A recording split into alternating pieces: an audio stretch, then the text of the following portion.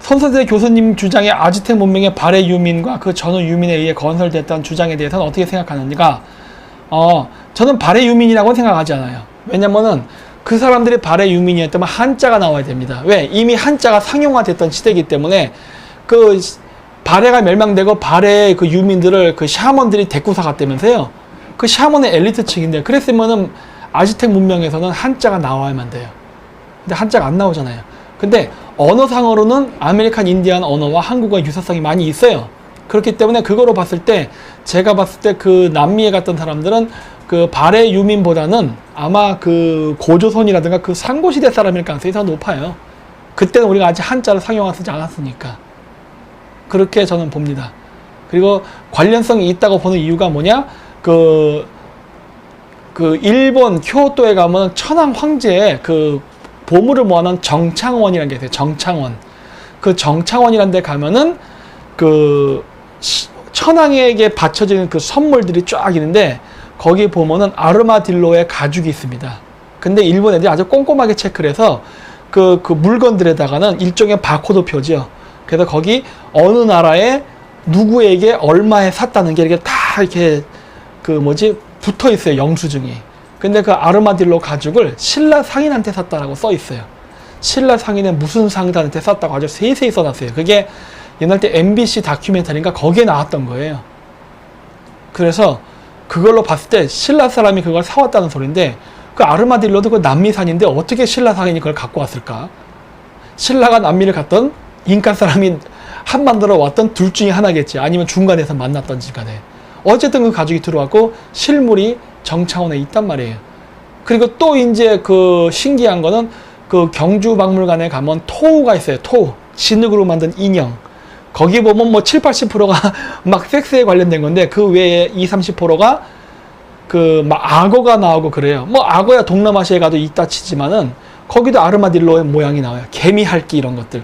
개미핥기는 또 그 오스트레일리아 거잖아요. 그러면 어떻게 신라에 토우에서 그러한 동물이 나올 수 있냐예요. 교류가 있었겠죠. 그렇다면은 우리가 그 고조선 시대나 혹은 삼국시대 때 한국 사람들이 그 무역을 하면서 글로 가서 정착한 사람이 있지 않을까예요. 그러다 보니까 그 언어가 남았고. 그 정도는 저도 생각해요. 이재수님, 박사님, 한국-몽골 연합이나 연방이 가능할까요? 이거를 하려고 했던 몽골 대통령이 있었죠.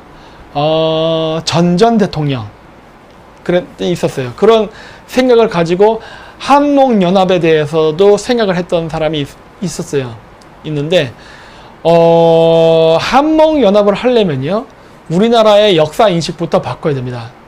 강단사학과 제야사학자들 양쪽의 인식을 다 바꿔야 돼요. 첫째, 우리나라 강단사학자들은 우리나라 민족의 역사의 지평을 넓힐 것, 그 시야를 고구려 백제 신라 그 이전이었던 고조선, 그 다음에 우리 북방민족인 거란, 몽골, 여진도 우리 민족의 역사로 집어넣을 것. 왜? 거긴 이유가 있어요.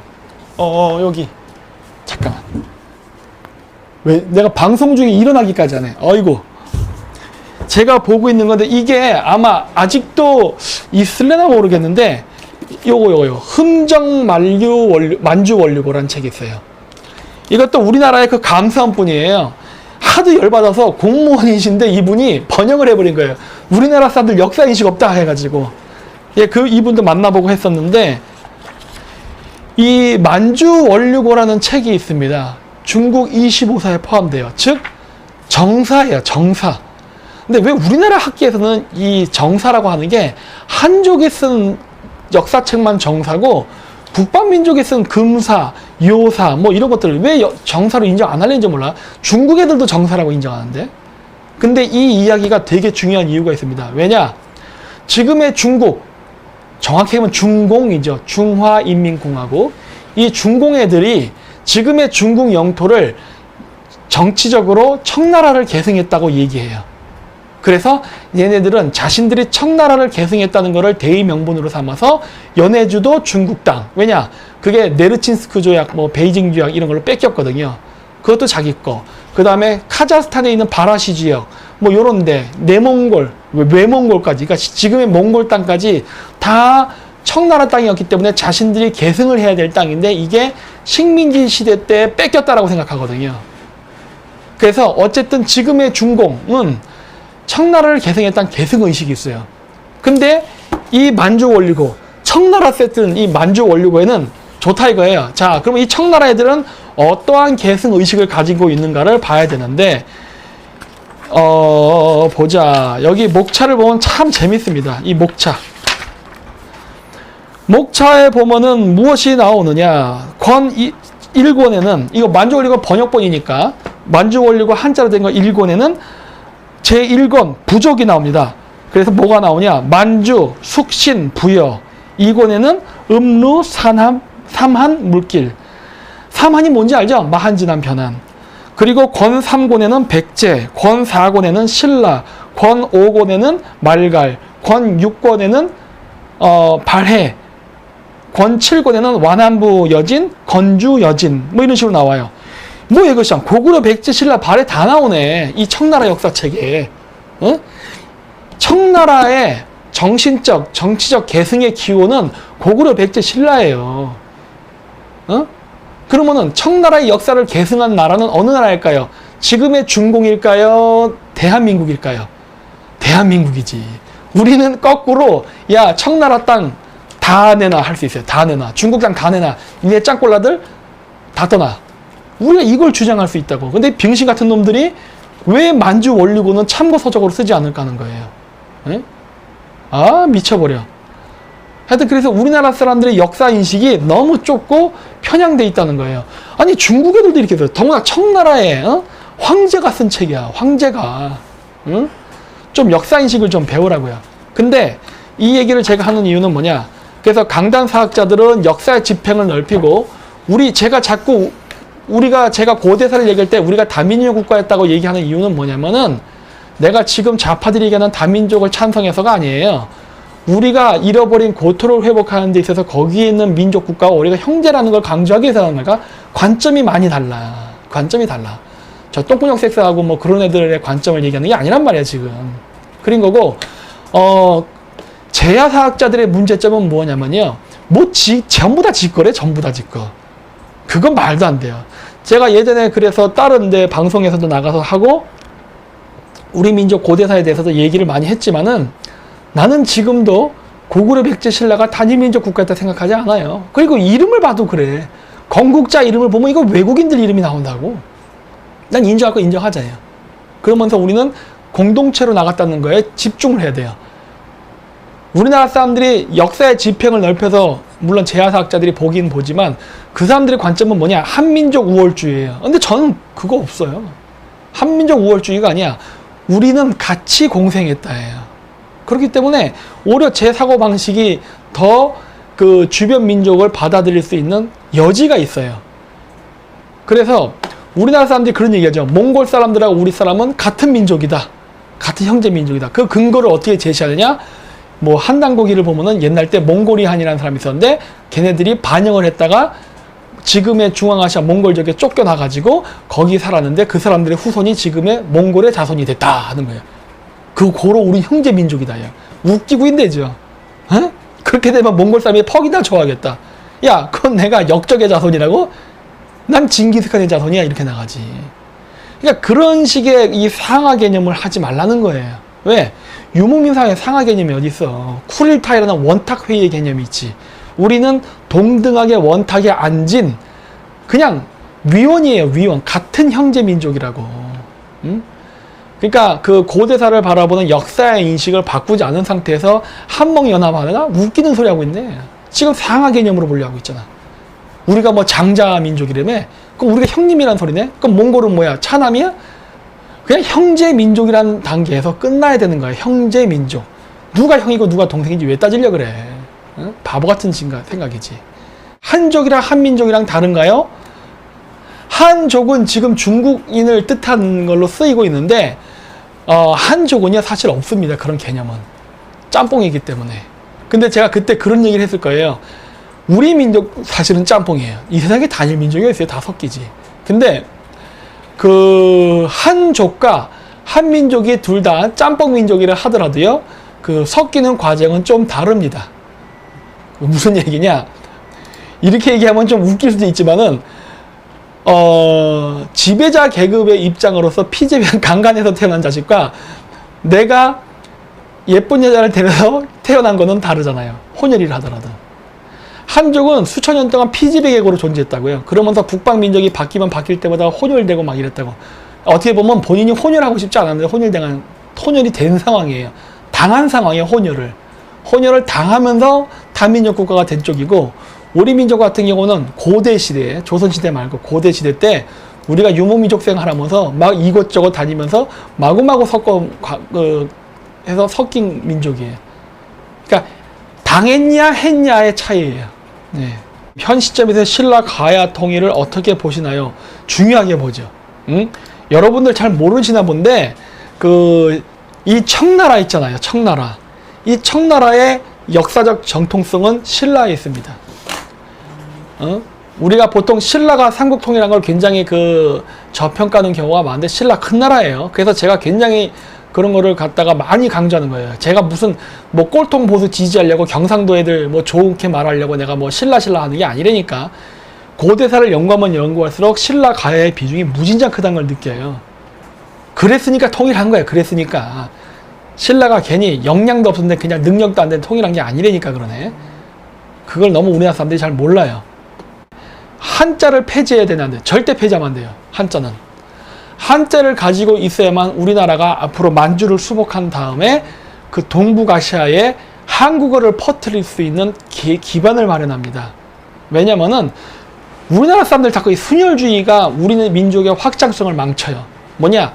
우리나라 사람들 머릿속에는 맨날 순수한 활동을 해요. 맨날 잡종인 주제에 순수한 어쩌고 하는데, 한국어와 한자어를 순수한 한국어와 한자 외래라고 자꾸 분류하려는 그 의식이 한국어의 세계화를 막습니다. 영어가 세계화 됐잖아요. 영어 단어 안에 쑤시고 들어가 봐요. 영어 어휘 다 기원 어디에 있어요? 라틴어라고. 근데 순수 영어만을 빼겠다 해서 라틴어를 다 뺀다 그러면은 어떻게 영어가 세계화가 됐냐고. 유럽 애들 보면 그런 얘기예요. 나 10개국 한다 그래요. 어떤 언어, 포르투갈어, 스페인어, 이탈리아어, 어쩌죠 얘기해서. 야, 이 시장 다 같은 언어네, 내가 그러지. 사투리잖아. 만약에 걔가 한국어, 중국어, 베트남어, 영어, 이렇게 한다. 인정한다니까, 그거는. 왜? 완전히 다른 어권이거든요. 우리나라가 남북통일 이후에 만주, 그 다음에 그 이후에 한국어를 동북아시아의 공용어로 만들 수 있는 기반을 마련하려면요, 한자를 계속 써야 돼요. 왜? 그래야 한자를 기반으로 한 공통 단어가 있으니까 한국어 공부할 때 빨리빨리 공부할 거 아니에요. 제가 중국어 공부할 때 그랬거든요. 중국어 공부할 때 서양 애들은 학교, 그 다음에 국민, 그 다음에 민주주의 이런 거 있잖아요. 이런 거 외울 때 서양 애들은 데모크라시, 피플 이런 식으로 돼 있다가 갑자기 그렇게 배우려니까 어렵거든. 근데 나는 쉬워요. 왜? 민주주의는 조금말로 뭐예요? 민주주의고, 국민은 뭐예요? 조금말로 구어민, 이렇게 나간단 말이에요. 난 쉽다고. 그래서 빨리빨리 배워요. 왜? 중국식 한자 발음을 한국식 한자 발음, 이런 식으로 해서 빨리빨리 되다 보니까 한국화를 빨리 할 수 있다고. 진짜 시야는 넓게 봐야 된다. 영어 속에 라틴어가 있었기 때문에 영어가 세계화가 빨리 된 것처럼 한국어 속에 한자 단어가 많음으로 인해서 그 동북아시아에서 유력한 언어로 자리를 잡을 수 있다면요, 당연히 써야지. 한자를 한국어화 시키면 되잖아요. 한국어화. 응? 중국놈만 중화사상 하냐고. 한국놈은 한화사상 하면 안 돼? 이런 편협한 순혈주의에 빠지지 말라는 거예요. 제가 항상 그래서 모든 걸 내 거화 시키란 말이에요. 그거를 할 정도의 배짱과 문화적 역량이 없으면 뒤져야지. 그 민족은 역사상에서 사라져야죠. 그래서 제가 얘기했잖아요. 민족이라는 정통성은 혈통도 있지만은 정신적, 문화적 정체성에서 나온다. 그게 뭐예요? 언어와 문화라니까. 그 정도로 한국의 언어와 문화에 대한 자신감이 없으면은 만주 먹으면 안 되지. 그냥 변방의 구석으로 살면서 그냥 소수 민족으로서 우리 민족끼리 하면서 순혈주의로 살면 돼요. 좌파도 순혈주의 좋아하지만 우파도 순혈주의 좋아해. 그 더러운 사고방식이니까. 저는 그런 생각 없어요. 이쁘면 섞어. 응? 왜? 자꾸 그래야 우리가 개선이 되고 발전이 돼야 되는 거예요. 멕시코가 우리가 같은 맥족이라는데 신빙성이 있는 이야기인가요? 그 사람들이 맥족인지 전 몰라요. 하지만은 그 유전학적으로라든가 걔네들의 언어, 문화적으로 보면 굉장히 가깝습니다. 우리랑 놀라울 정도로 가까워요. 예. 나중에 기회가 되시면요, 그 홋카이도를 여행 가가지고 아이누족들이 사는 고탄이라는 마을을 가보세요. 아이누족들의 문화가 아메리칸 인디언이랑 쏙 빼닮았습니다. 그리고 그 위에, 만주 위에 야쿠티아 자치공화국이랬거든요. 야쿠티아도 가보세요. 야쿠티아 아이누 아메리칸 인디언이 똑같아요. 네. 그 다음에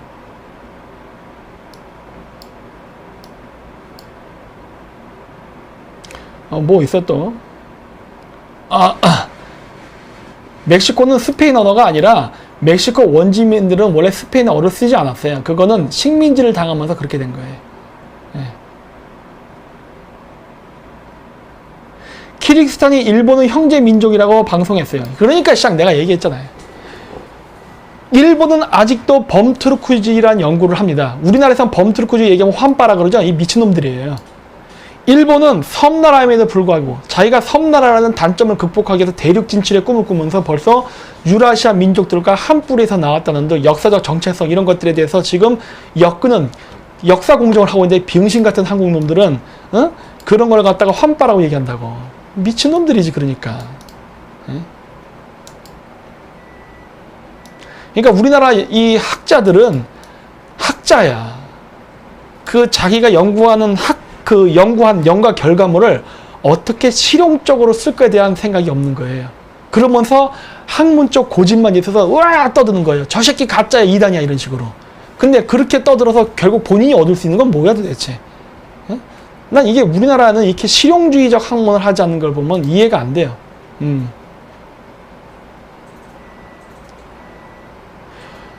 산인이 월지족의 행방? 월지족이 어디로 가겠냐? 카자흐스탄 이런 데 있잖아요. 지금 걔들이 월지족의 후손인데 월지 중국식 발음으로 유에지예요. 유에지가 뭐예요? 우즈베키스탄이란 말이에요. 거기에 있어요. 예. 우리나라 말이랑 인도 타밀이랑 존나 닮았는데 어떻게 생각하시면 존나 닮았다고 저도 생각해요. 예. 제가 썼던 요 뒤에 있는 요 책, 요 당군의 나라 카자흐스탄 요 책에도 제가 써놨어요. 우리나라는 혼혈인데 남방과 북방이 다 만났습니다. 그러니까 우리나라 그러니까 그 뭐랄까 석기 시대, 신석기와 청동기 시대의 그 유물인 고인돌 문화를 보면은 우리나라 한반도와 일본 관서지방 두 지역을 보면은 남방계 고인돌과 북방계 고인돌이 같이 나타나요. 그 얘기는 뭐냐면은 한반도와 일본 열도 서부 지역에는 남방계 이주민과 북방계 이주민이 동시에 와서 섞였다는 걸 알 수가 있어요. 그래서 남방계 고인돌과 북방계 고인돌이 혼지하는 양상을 띠고 있어요. 그래서 우리나라 현재 한국어에도 만약에 그러한 유물이 지금 유물이 발견된 거 아니에요. 유물이 발견됐기 때문에 그 유물에 그 계승했을 수도 있는 한반도의 한국인들이 과연 관련이 있느냐는 언어 속에서 나타날 수 있죠. 근데 우리나라 언어를 보면 뭐 어떠냐? 농사랑 관련된 언어는요, 타밀어랑 관계가 깊어요. 쌀, 가래, 뭐 호미 등등의 농사랑 관련된 용어는요, 타밀어랑 단어가 같습니다.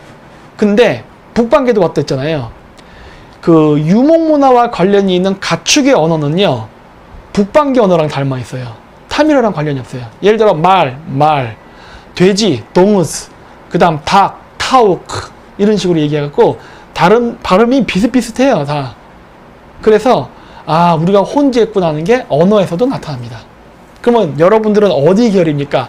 남방 계열이에요? 북방 계열이에요? 저 같은 경우는 북방 계열인 것 같아요. 왜? 첫 번째 김해김씨니까. 두 번째 북방계가 지배계급이었어요. 그래서 어떤 사람들이 저의 연구한 거 갖고 시비 건 놈도 있어요. 저거 김 박사 우리나라는 남방 계열인데 그래요. 그건 내가 뭐라고 댓글 단지 아세요? 그래 맞아 너 남방계야. 우리 조상이 니네 남방계 점령하고 지배계급으로 살았고 너 그때 종놈이었어 이렇게 얘기해요 내가. 응? 북방계의 숫자는 적어요. 하지만 강력한 무기를 기반으로 한 군사력을 갖고 있었기 때문에 소수의 북방 계급이 남방의 그 다수의 피지배 계급을 지배했다니까. 그래 네가 피지배 계급에 잘났다 이거예요 나는. 혼혈이란 거는 그렇게 그렇게 부정해봐요. 소용없어. 뭐야 이거 송지은님? 아니 왜 이 송아지매가 갑자기 댓글을 달았네? 저는 근육이 많아서 북방계. 와, 에? 여기 송진 아지매 떴네. 송진 아지매. 그 다음에 JP 바따르 북방계 외모는 어떻게 생겼어요? 존나 예뻐요. 한마디로 얘기해줄게요. 존나 예뻐요. 아 그리고 또 참고 북방계 고인돌과 남방계 고인돌을 어떻게 구별할 수 있냐? 그 고인돌들 보면요 돌만 크게 올려놓은 거 있어요. 밑에 바닥이 얕고 쇼다리 고인돌 그 남방계예요. 근데 이게 탁 높이 세우고 산 거 있어요. 강화도 가면 있죠? 이거 높이 세우고 올린 거 그거 북방계예요. 롱다리 고인돌은 북방계예요. 북방계 사람들 롱다리예요. 남방계 쇼다리예요. 그래갖고 좌파들 중에 내 고대사 연구 갖고 막 북방계 아니라 우리나라 남방계라고 떠든 놈 그 새끼 분명히 쇼다리에 못생긴 놈일 거야. 응? 아유 씨 스스로를 그렇게 천하게 보려 하다니. 응?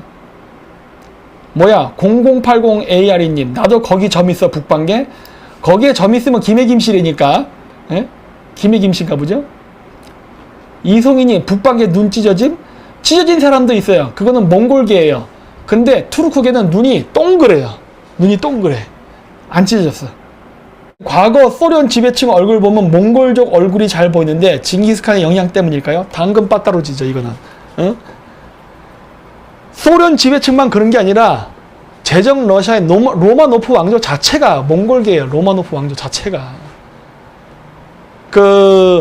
지금의 러시아가 영토를 확장이죠. 그러니까 제정 러시아가 그 힘을 갖게 되는 기반이 표트르 대제 때인데 인터넷 검색해서 피터 대제 보세요. 검은 머리 검은 눈에 키 조그매요.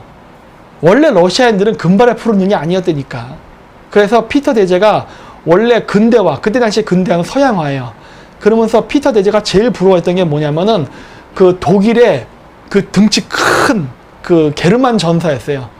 그래서 근대화를 시키는 과정 속에서 피터 대제가 프로이센으로부터 그러한 용병들을 고용을 많이 했었습니다. 그래서 자기 궁전을 지키는 친위대를 금발에 푸른 등치 큰 애들 그런 애들을 갖다가 딱 기도로 근위병으로 그렇게 놓고 과시하고 그랬어요. 그래서 원래 러시아의 귀족들은 검은 머리 검은 눈이었어요. 엘프족과 혼사를 이 얘기 잘했어요. 우리나라 전설 얘기 중에 그거 있죠. 임금님기는 당나귀기. 그게 신라 왕에 대한 이야기잖아요. 신라의 지배계 성골은 피부가 하얗고 머리카락 하얀 그런 사람들이었을 겁니다. 제가 고대사 강의에서 얘기 많이 해요. 머리 하얗고 피부 하얀데 당나귀기 가지면 걔들 누구야? 엘프지.